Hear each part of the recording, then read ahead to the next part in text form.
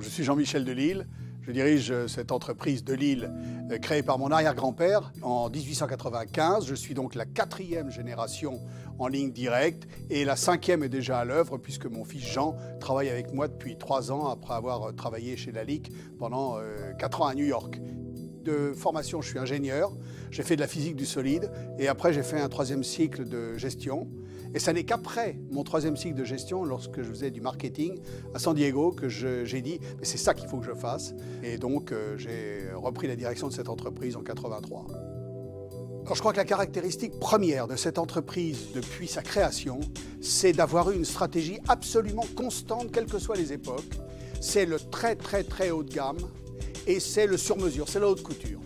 Et nous n'avons jamais cédé aux sirènes de la distribution, des collections moins chères, etc. Nous sommes restés constants et je crois que la 5e génération va exactement dans cette dynamique et cette stratégie à très long terme.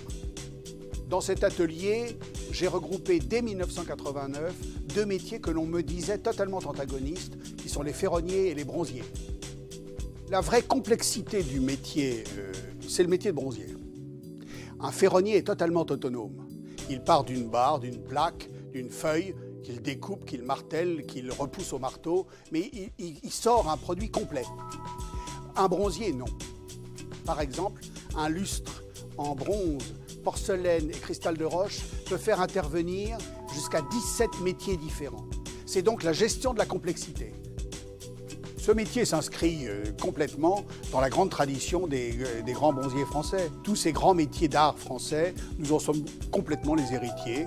Alors le problème, c'est que nous avons, nous, depuis le début, toujours eu cet honneur et cette fierté de continuer ce métier dans sa plus grande noblesse, probablement parce qu'on aimait plus notre métier que l'argent. Pour ce qui concerne la formation des gens ici, nous embauchons en général des gens très bien formés. On a encore la chance d'avoir des jeunes qui sortent par exemple de l'école Boulle, qui ont chez nous triple CAP, monteur en bronze, ciseleur, tourneur d'art. Donc c'est un triple CAP qui donne des gens de première qualité. Travailler chez le grand couturier de la profession, c'est toujours attirant. Donc on n'a jamais manqué de personnel et le problème de recrutement, nous ne l'avons pas. Alors en revanche, une fois que les gens sont chez nous, nous essayons de les former, certains aux nouvelles techniques électriques, soit des stages de repoussage au marteau que nous faisons faire par nos ferronniers chez les compagnons du Tour de France, etc. etc. Donc nous insistons beaucoup sur la formation ici également.